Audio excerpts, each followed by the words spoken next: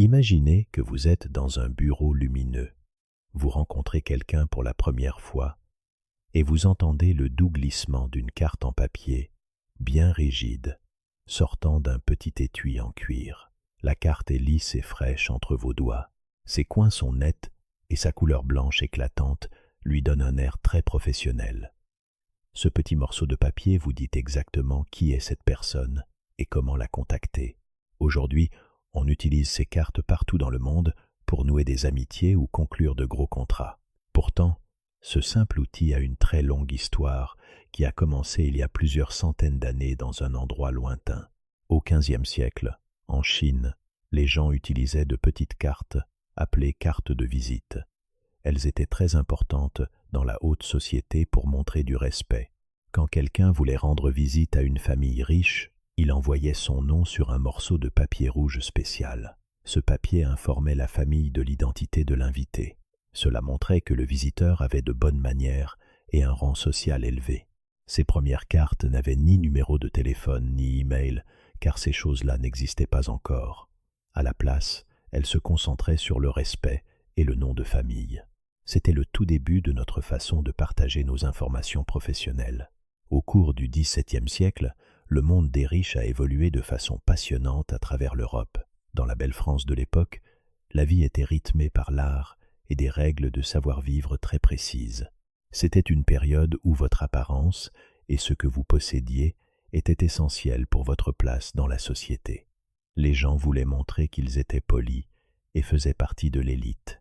C'est à cause de ce désir de se démarquer qu'une nouvelle tradition a commencé à se développer dans des villes comme Paris, l'essor de la carte de visite. Le roi Louis XIV dirigeait la France à cette époque et il adorait tout ce qui était luxueux. Il a fait construire l'immense château de Versailles et voulait que tout le monde suive des lois sociales très strictes. Pour le roi et ses amis, un simple bonjour ne suffisait pas pour une personne de haut rang. Ils avaient besoin de quelque chose de plus concret pour représenter leur présence dans une maison. Ces personnes importantes ont alors commencé à utiliser de petits morceaux de papier pour annoncer leur arrivée. C'était une façon très élégante de partager son nom. Ces petits papiers s'appelaient des cartes de visite et sont devenus un outil indispensable pour chaque dame et gentilhomme de la haute société. Contrairement au simple papier rouge utilisé en Chine des années auparavant, la version française ressemblait souvent à une petite peinture. Chaque carte était unique et reflétait la personnalité de son propriétaire. Si vous étiez riche, vous ne vouliez pas d'une carte banale. Au contraire, vous vouliez quelque chose qui surprenne. C'était le début d'une compétition coûteuse pour savoir qui aurait la plus belle carte de toute la ville. Le design de ces cartes du XVIIe siècle était incroyable, car elles utilisaient les meilleurs matériaux. Des artistes passaient des heures à dessiner des bordures à l'encre d'or ou à peindre de minuscules fleurs autour du nom du propriétaire. Certaines cartes affichaient même des images de bâtiments ou des symboles familiaux pour montrer l'origine de la personne. Le papier était épais et très lisse au toucher. Comme les grosses machines à imprimer n'existaient pas encore, beaucoup de ces cartes étaient fabriquées à la main par des artisans qualifiés, très fiers de leur création. C'était un processus très lent. Les règles pour utiliser ces cartes étaient très strictes et les gens les étudiaient pour éviter les faux pas. Quand un invité arrivait dans une grande demeure, il n'entrait pas simplement pour commencer à discuter avec la famille. Cela aurait été considéré comme très impoli. Le processus commençait à la porte d'entrée avec un domestique. Le visiteur tendait sa magnifique carte et attendait que le domestique la prenne. C'était la première étape d'une longue danse de politesse qui définissait les interactions quotidiennes de la noblesse française. Les domestiques de ces grandes maisons étaient formés pour manipuler ces cartes de visite avec le plus grand soin. Ils utilisaient souvent un plateau en argent brillant pour transporter la carte de la porte jusqu'à leur maître. On utilisait le plateau car il n'était pas poli pour le domestique de toucher la carte à main nue après que l'invité l'avait tenue. Ce geste montrait que la carte était une extension directe de la main de l'invité. Tandis que le domestique traversait les couloirs, le plateau en argent captait la lumière et rendait le moment officiel. Parfois, la personne qu'un invité souhaitait voir n'était pas chez elle ou était trop occupée pour recevoir. Dans ce cas, L'invité laissait sa carte sur le plateau en argent ou dans un bol près de la porte. Laisser sa carte servait de preuve physique que l'on avait fait l'effort de venir. C'était une façon de dire que l'on pensait à son ami. Quand le propriétaire rentrait plus tard, il regardait toutes les cartes laissées pour lui et voyait qui était passé à sa porte pendant la journée. Comme ces cartes étaient si importantes pour la réputation, on dépensait beaucoup d'argent pour qu'elles aient l'air luxueuses. Ce n'était pas seulement une question de papier, mais de pouvoir social. Si quelqu'un avait une carte bon marché ou laide, les autres pouvaient penser qu'il n'avait pas réussi. La haute société était un monde où tout le monde s'observait, et la carte de visite était l'une des premières choses qu'un nouvel ami voyait. C'était véritablement le visage de la personne sous forme de papier. En plus de servir de salutation, ces cartes étaient le principal moyen de prendre rendez-vous pour des événements futurs.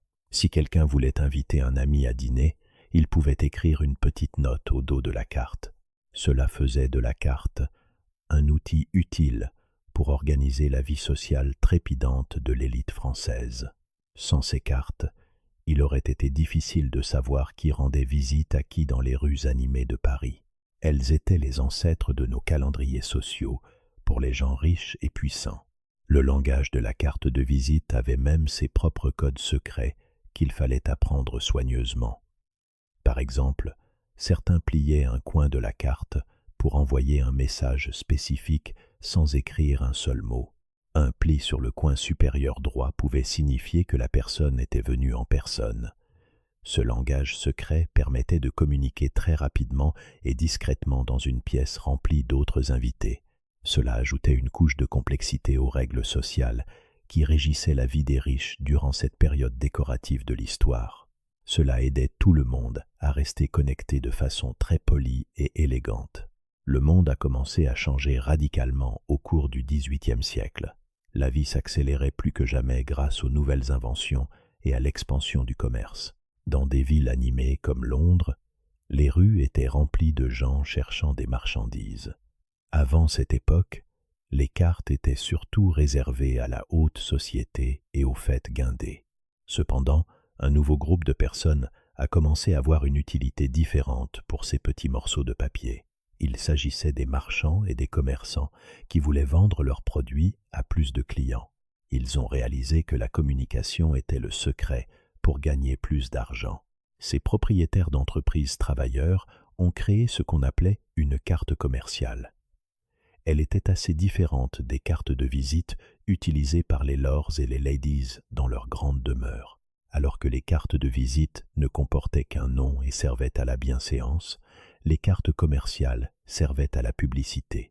Elles étaient généralement un peu plus grandes et faites de papier épais pour ne pas s'abîmer facilement. Chaque carte était une petite œuvre d'art racontant l'histoire d'une boutique ou d'un artisan. Les gens ont commencé à les transporter sur eux en parcourant les marchés bondés des villes. L'un des plus gros problèmes au XVIIIe siècle était de localiser une boutique. À cette époque, la plupart des villes n'avaient pas de numéro de rue sur les bâtiments comme aujourd'hui. On ne pouvait pas simplement chercher le numéro 22 d'une rue pour trouver un tailleur ou un boulanger. Face à cette confusion, les marchands devaient se montrer très créatifs avec leurs cartes commerciales. Ils avaient besoin d'un moyen de guider leurs clients à travers des rues sinueuses et souvent sombres. La carte commerciale est devenue plus qu'un simple papier. C'est devenu un outil très pratique. Pour aider leurs clients, les commerçants ont commencé à imprimer de petits plans au dos de leurs cartes. Ces plans indiquaient le bâtiment célèbre le plus proche ou une grande église pour aider les gens à s'orienter. Ils pouvaient dessiner un grand pont ou un parc connu comme point de repère. Si quelqu'un cherchait un horloger spécifique, il n'avait qu'à suivre les instructions sur la carte. Cela faisait de la carte commerciale un objet utile que les gens voulaient garder. C'était comme avoir un mini-guide de la ville imprimé sur un papier de haute qualité. En plus des plans, ces cartes arboraient souvent une image de l'enseigne suspendue au-dessus de la porte de la boutique. Comme beaucoup de gens à l'époque ne savaient pas bien lire, les signes visuels étaient extrêmement importants. Un lion d'or, une cloche bleue ou une botte géante aidaient à identifier le bon magasin de loin. La carte commerciale montrait un beau dessin de cette enseigne spécifique pour que le client la reconnaisse immédiatement. C'étaient les prémices de ce que nous appelons aujourd'hui un logo d'entreprise. Ces images aidaient les gens à se sentir plus confiants dans les rues bruyantes. Les marchands utilisaient aussi leurs cartes commerciales pour informer les gens de la qualité de leurs produits. Ils listaient les différents articles qu'ils vendaient, comme du thé fin, des rubans de soie ou des outils en métal bien aiguisés. Parfois, ils incluaient une liste de services pour montrer tout ce qu'ils pouvaient faire pour un client. Un ébéniste pouvait expliquer qu'il réparait des chaises cassées ou qu'il fabriquait des tables sur mesure pour la maison. En fournissant toutes ces infos, le marchand cherchait à instaurer la confiance. Il voulait que les gens sachent que sa boutique était le meilleur endroit où dépenser leur argent. Comme ces cartes étaient cruciales pour les affaires, les marchands engageaient des artistes talentueux pour les concevoir. Ces artistes utilisaient des plaques de métal pour imprimer des images magnifiques et détaillées.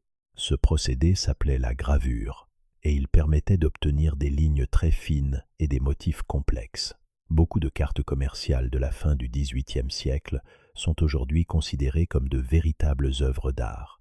Elles étaient décorées de fleurs, d'oiseaux ou de scènes, montrant des gens travaillant dans la boutique.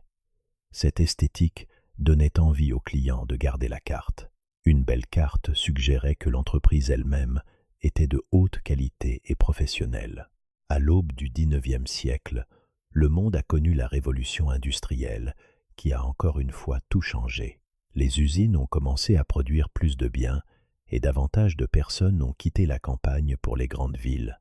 La concurrence entre les entreprises est devenue beaucoup plus forte qu'autrefois.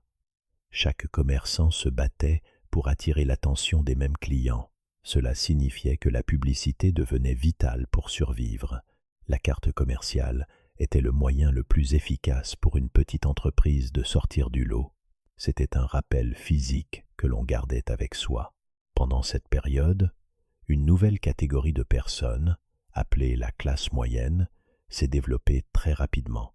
Il s'agissait d'enseignants, d'employés de bureaux et de petits entrepreneurs qui avaient un peu d'argent à dépenser dans de jolies choses. Ils n'étaient pas aussi riches que des rois, mais ils n'étaient pas pauvres non plus. Ils voulaient acheter des livres, de beaux vêtements et de la décoration pour leur maison. Les cartes commerciales étaient conçues pour plaire à ces personnes en ayant l'air soigné et respectable. Le langage utilisé sur les cartes est devenu très poli pour montrer que l'entreprise était honnête. Cela a aidé à construire des relations solides. Les commerçants trouvaient plein de façons de distribuer leurs cartes aux clients potentiels en ville. Ils les donnaient au coin des rues ou les laissaient dans les auberges locales où logeaient les voyageurs. Parfois, ils glissaient une carte à l'intérieur d'un paquet quand un client achetait quelque chose. C'était une façon de dire merci et d'encourager la personne à revenir. Il était aussi courant de donner des cartes supplémentaires aux clients satisfaits pour qu'ils les partagent. C'était l'une des premières formes de marketing de bouche. À oreille, les cartes voyageaient de main en main. Au cours du XIXe siècle, le monde a commencé à changer d'apparence à cause des nouvelles machines et des grandes usines. Avant cela, les gens séparaient bien leur vie sociale de leur vie professionnelle. Si vous étiez riche, vous utilisiez une carte de visite pour saluer vos voisins. Si vous étiez commerçant, vous utilisiez une carte commerciale pour vendre votre pain ou vos chaussures. Cependant, durant ces 100 années, ces deux mondes ont commencé à fusionner. Les gens avaient besoin d'un outil unique capable de servir pour les deux aspects de leur vie active dans les villes en pleine croissance.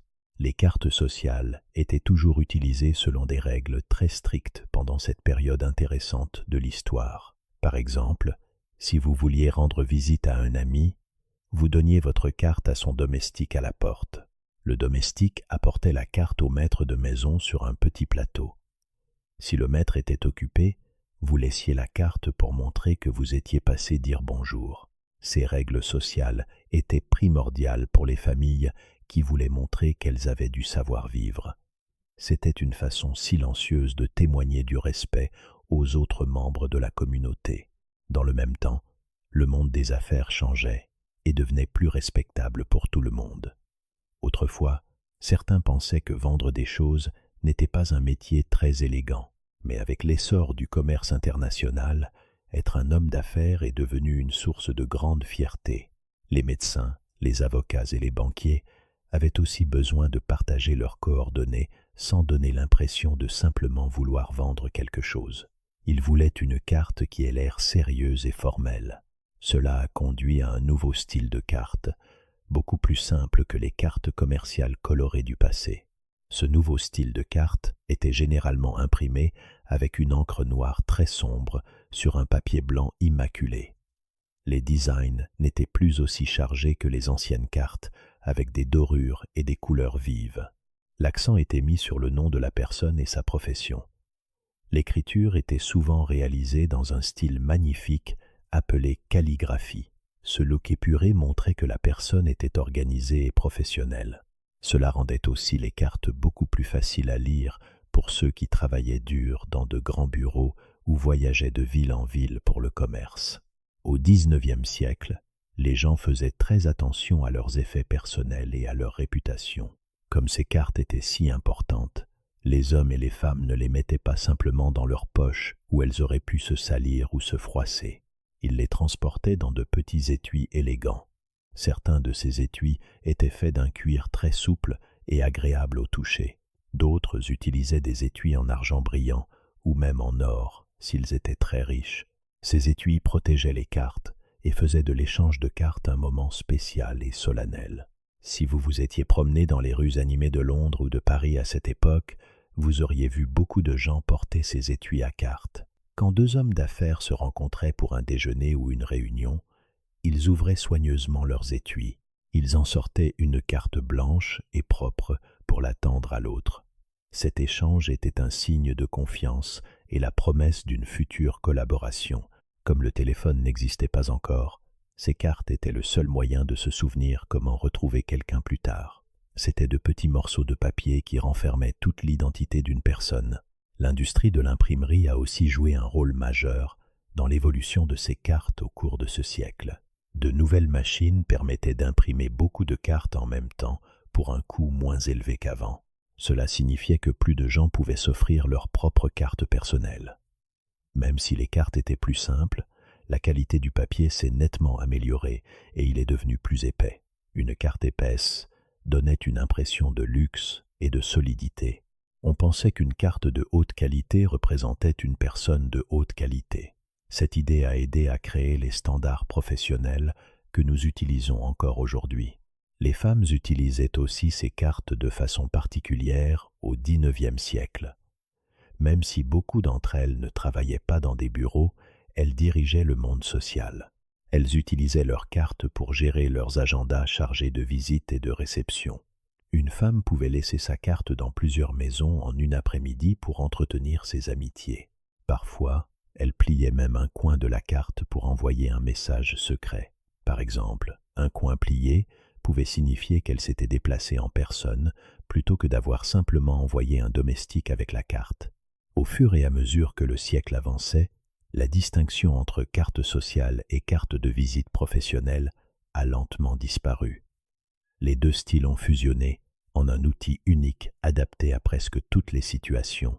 Ce changement représentait un pont entre l'ancien monde des rois et le nouveau monde du commerce international. Les décorations fantaisistes du passé ont disparu, remplacées par les lignes épurées de l'ère moderne. Ce virage montrait que le monde devenait plus pragmatique. Les gens privilégiaient une information claire et une communication rapide, alors que les villes s'agrandissaient et que le rythme de vie s'accélérait. À la fin de cette période, le look classique de la carte de visite était solidement établi. C'était un simple rectangle de papier, doté d'un grand pouvoir et d'une longue histoire. Même si la technologie commençait à changer avec l'invention du télégraphe, la carte physique restait le moyen le plus populaire pour se connecter. C'était un élément petit mais très significatif de la vie quotidienne pour des millions de personnes. Ce siècle a véritablement préparé le terrain pour la carte de visite moderne que nous utilisons aujourd'hui dans nos bureaux et nos réunions à travers le monde entier. Au XXe siècle, le monde a bougé plus vite que jamais. Cette période, qui a débuté en l'an 1900, a connu un changement radical dans la façon de travailler. Avant cela, avoir une carte était un luxe réservé aux riches ou aux grands patrons. Cependant, avec l'essor de l'économie mondiale, la carte de visite est devenue un outil indispensable pour presque tous les professionnels. Ce n'était plus seulement un symbole de la haute société, mais un moyen courant pour les travailleurs de se présenter dans les villes actives. La raison principale de ce changement a été le développement des nouvelles technologies d'impression. Au début du siècle, les grosses machines à imprimer sont devenues beaucoup plus rapides et efficaces. Cela signifiait qu'un imprimeur pouvait produire des centaines de cartes en 1 heure seulement pour un prix dérisoire. Grâce à ce coût réduit, même les petites entreprises pouvaient se permettre de donner des cartes à tous leurs employés. Un jeune employé ou un vendeur itinérant pouvait désormais avoir ses propres cartes professionnelles. Cela a permis aux gens ordinaires de se constituer un réseau de contacts et de faire progresser leur carrière. Avec l'augmentation du nombre de travailleurs, le bureau est devenu un lieu central de la vie quotidienne. Dans ces bureaux, la carte de visite servait d'assistant discret pendant les réunions. Quand on rencontrait un nouveau partenaire, on n'avait pas à craindre qu'il oublie notre nom. On lui remettait simplement un petit morceau de papier épais avec nos informations clairement imprimées. Ce geste simple aidait à instaurer la confiance entre inconnus. Au milieu du siècle, l'échange de cartes était devenu une pratique standard dans presque tous les secteurs d'activité. Le design des cartes a aussi commencé à évoluer durant cette période. Autrefois, les cartes étaient soit très simples, soit trop décorées de fleurs et de motifs. Au XXe siècle, les entreprises ont commencé à se concentrer sur leur propre image de marque. Elles ont ajouté des logos uniques et des couleurs spécifiques pour que leurs cartes sortent du lot. Cela aidait les gens à se souvenir de l'entreprise pour laquelle quelqu'un travaillait juste en jetant un œil au design. Un look professionnel est devenu très important car une carte était souvent la première impression qu'on laissait à un client potentiel. Il faut aussi considérer les nouvelles informations qui sont apparues sur ces cartes avec les avancées technologiques. Au début du siècle, une carte ne comportait généralement qu'un nom et une adresse de bureau. Mais bientôt, le téléphone est devenu un outil courant. Les gens ont commencé à ajouter leur numéro de téléphone sur leur carte pour que les clients puissent les appeler facilement. Plus tard, vers la fin du siècle, d'autres éléments comme les numéros de fax et même les premières adresses e-mail ont commencé à apparaître. Chaque nouvelle information rendait la carte plus utile et permettait de rester connecté malgré la distance. Dans certaines parties du monde, la carte de visite est devenue bien plus qu'une simple information. Au Japon, par exemple, l'échange de cartes, appelé meishi, est devenu une cérémonie profondément respectée. Ce n'était pas un geste rapide ou décontracté comme c'était souvent le cas en Occident. C'était un moment de véritable connexion entre deux personnes. Il y avait des règles très précises que tout le monde devait suivre pour montrer son professionnalisme et sa politesse. Suivre ces règles culturelles montrait que vous aviez un profond respect pour la personne en face de vous. Quand deux personnes se rencontraient dans un bureau japonais, elles se levaient et se faisaient face avec une révérence polie. Elles tenaient leur carte de visite avec les 2 mains par les coins supérieurs. Cela montrait qu'elles accordaient toute leur attention à l'autre. Elles présentaient la carte de façon à ce que le texte soit face au destinataire, pour qu'il puisse le lire facilement. Le destinataire utilisait également ses 2 mains pour accepter la carte. Il prenait ensuite un moment pour regarder la carte attentivement et lire le nom à haute voix pour confirmer l'identité. Après avoir reçu la carte, il était très important de ne pas la ranger immédiatement dans une poche ou un sac. Cela aurait été considéré comme très impoli, comme si l'identité de la personne n'avait pas d'importance. À la place, on gardait la carte sur la table devant soi pendant toute la durée de la réunion. Cela permettait de rejeter un coup d'œil au nom en cas d'oubli pendant la conversation. À la fin de la réunion, la carte était soigneusement placée dans un étui en cuir spécial. Ce traitement montrait que la relation était précieuse et le partenariat pris au sérieux. Dans les années 1980 et 1990, la carte de visite était un phénomène mondial. De grandes conférences internationales rassemblaient des milliers de personnes venant de pays différents. Dans ces immenses salles, des milliers de cartes étaient échangées chaque heure. C'était l'âge d'or de la carte physique, car les smartphones n'existaient pas encore. Si vous vouliez vous souvenir de quelqu'un rencontré, sa carte était le seul moyen. Les gens écrivaient souvent de petites notes au dos des cartes pour se rappeler des détails spécifiques sur leur nouveau contact professionnel. Ce siècle de croissance a transformé la carte de visite d'un outil d'élite en un pont universel de communication. Elle représentait l'énergie du monde moderne où n'importe qui avec un rêve et une carte pouvait lancer une entreprise. La carte était un morceau physique de la vie professionnelle d'une personne qu'elle pouvait laisser derrière elle. Elle portait son nom, sa réputation et ses espoirs pour l'avenir. Même à la fin du siècle, la simple carte en papier restait le moyen le plus populaire pour se connecter et bâtir des relations dans le monde professionnel. Aujourd'hui, au XXIe siècle, on assiste à un nouveau tournant pour la carte de visite. Beaucoup de gens utilisent désormais des cartes numériques sur leur smartphone au lieu du papier.